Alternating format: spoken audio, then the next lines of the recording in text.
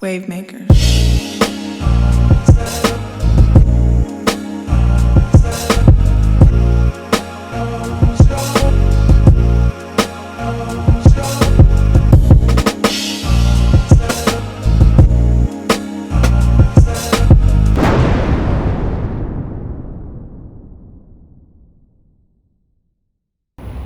Peace. My name is Bret Alexander Sweet. For 25 years, I was Karma Chi of the Comedic Sons. Born, raised in the Bay Area, particular, me and my crew from Berkeley, California. Also known as Sun Wukong, the Monkey King. Also known as Merle Corey. Also known as Paul Atreides.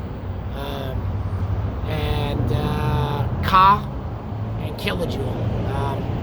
And so, for those of the folks who grew up listening to Fundamentals, Kirby Dominant, Conceptual Dominance, Ka Tromba, Comedic Sons, this is probably sort of, I wouldn't even say music for your ears, but you're like, what happened?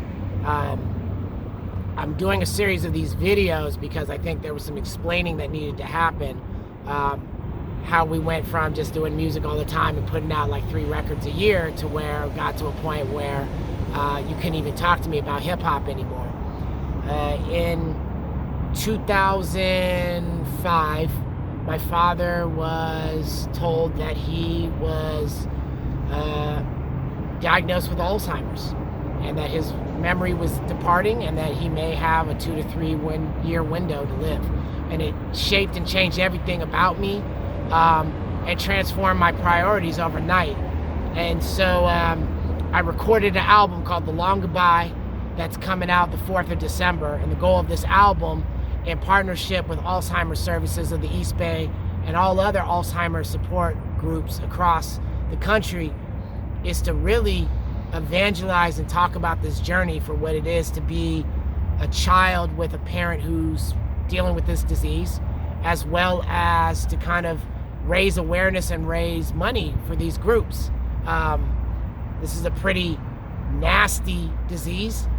I think for a lot of us, there's reasons why we don't talk about it, and we'll get into it. But that's essentially why, the only thing that could kind of bring me back to the mic. I felt like if I knew how to end a lot of careers, I could take that same energy and end this disease.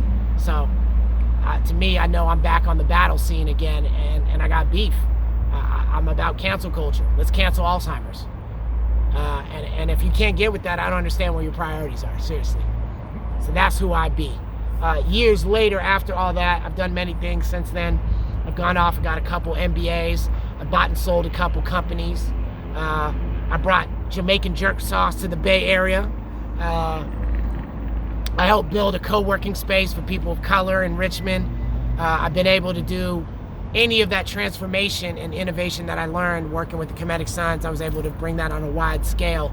And so I'm very interested in sort of bridging this generation that I'm talking to that's in their 20s and their 30s and trying to help them understand what's going on with the generation that's in their 80s. So that way we can try to find a way to work through that. And what's the most popular thing in the world? What sells culture the most? What's the #1 export out of America? It's hip-hop. And so what a better platform to talk about that than this. So that's why we're here.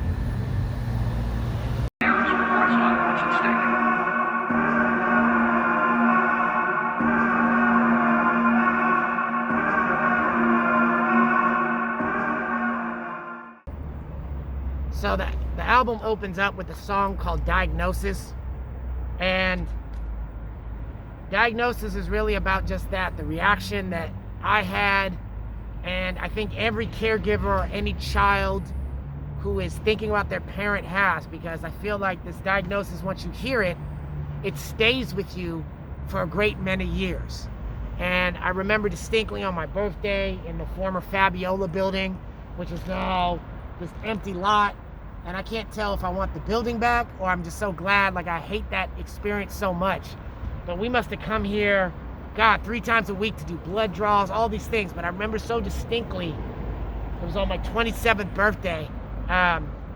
You know, there had been a number of issues, like things were just happening in my father's life. And to give you some background, my father was Clifford Sweet.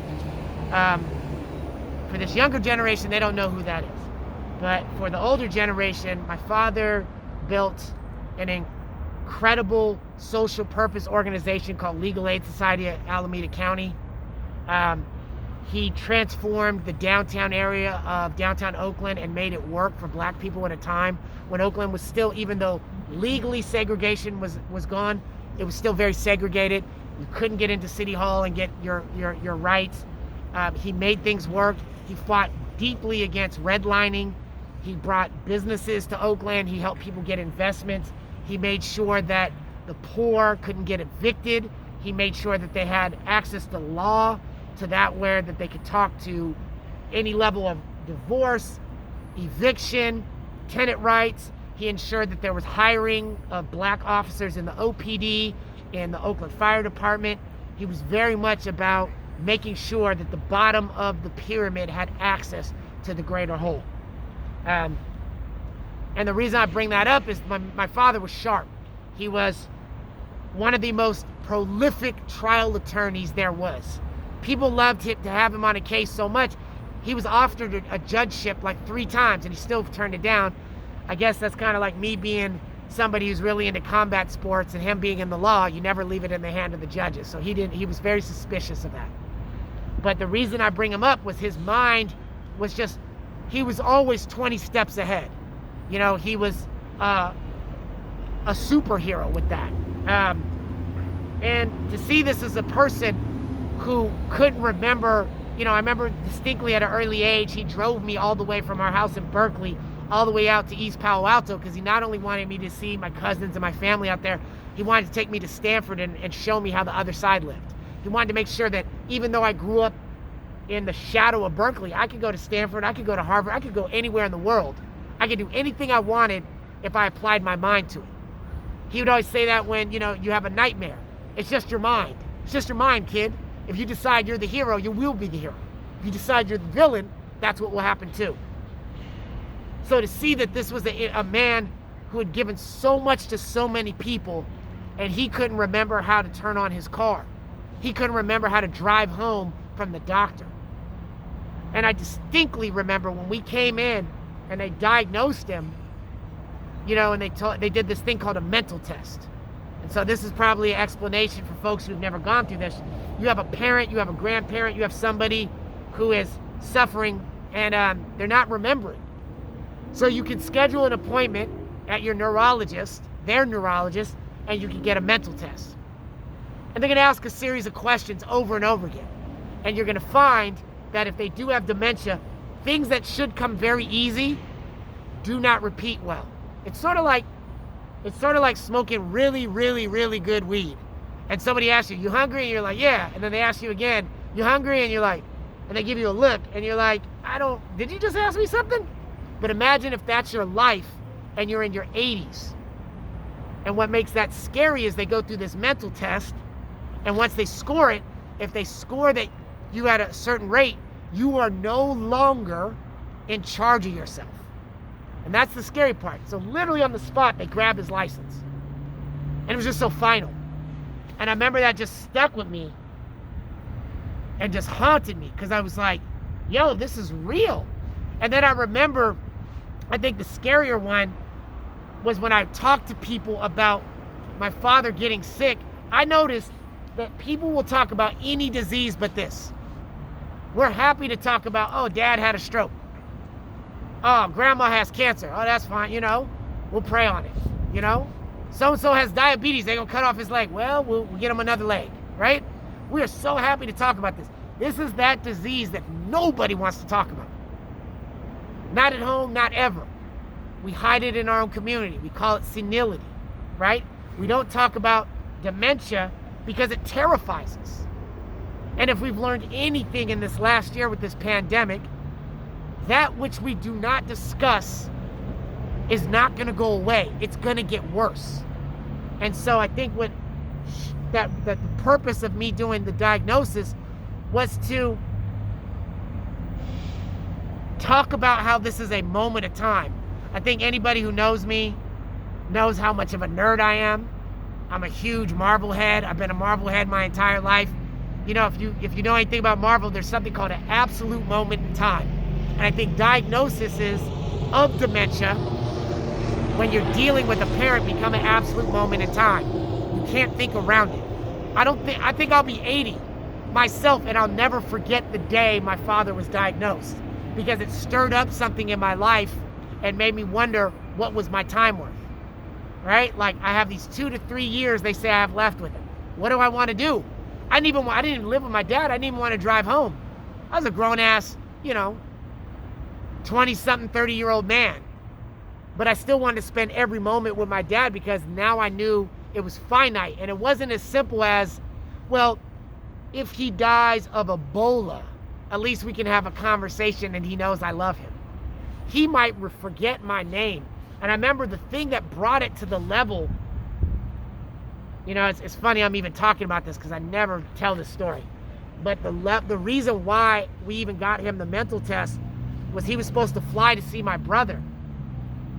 And he didn't get off the plane where he was supposed to transfer, and he ended up going somewhere else.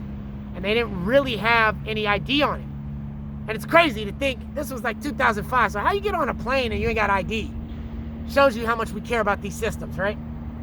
Anyway, airport security calls him because the only thing he has in his pocket is a bunch of cash and my phone number. And I come and pick him up, and I'm talking to him, and he asks me what I do, and I tell him what I do, and he's like, man, that's crazy. You sound like you would get along well with my son, so I think he's playing with me. And then he asked me, where did I live? And I told him where I live. He's like, oh, my son lives over there. I should introduce you. I still think he's playing with me. And then he asked me, what are your parents like? And I'm like, oh, my dad does this, my mom did this. He's like, oh, you sound like you have such a similar background to my son. I should introduce you. And it was at that moment I realized he did not know I was his son. And that was a preview. And I had to keep coming back to that moment in every other step when I dealt with them, like, he's not going to remember that you, Bret, and son are connected. He may think that Bret is safe and son is safe, but Bret and son are not the same thing all the time. And it was one of those moments that changed your life forever. I think that was, shout out to my guy, Ross Ceylon. He said something to me back in the day. He said, I know you think that you were a good guy when you were younger, but the way you used to come up and just grab the mic away from people and battle them and just destroy them, you were like such an anti-villain. Like, shout out to my guy, Dumille.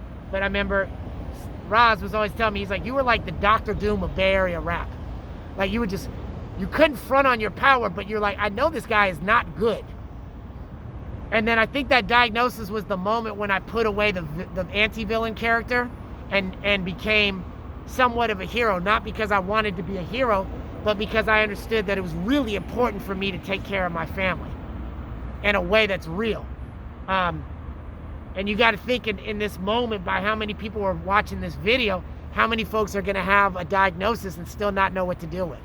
And still, they think they can run to the club, or they can run under some sheets, or take a vacation, and this is going to go away. So this is one of those moments where you decide, who do you want to be and how do you want to live in the world. From 2000 to 2010, death rates declined for many major diseases. However, deaths from Alzheimer's increased 68%. In a given year, 1 in 3 seniors dies with Alzheimer's or another dementia. In 2014, it is estimated that 700,000 seniors will die with Alzheimer's disease. Need a Nazarene Nalgene, I'm out the water now. Bad dreams, nicotine, tangerine, are stronger now. Shed the peg, manga, aim, mama, no sacred cow. Aim, farmer, hate, drama, name, karma, take a bow. Gone like candlestick and niners. Child labor camps and canaries and miners. I feel some kind of way, no bullshit or whiners. Celebrities and other public figures that were stricken would hide rather than be voices of hope for people in similar situations. And although it's turning, this is currently where we are largely at with Alzheimer's disease. No knees, no weeds, I can't forget. Hate this disease is creed, fuck the cigarettes. Drunk stoner, done living yet, done swimming yet. Son of a gun, I'm done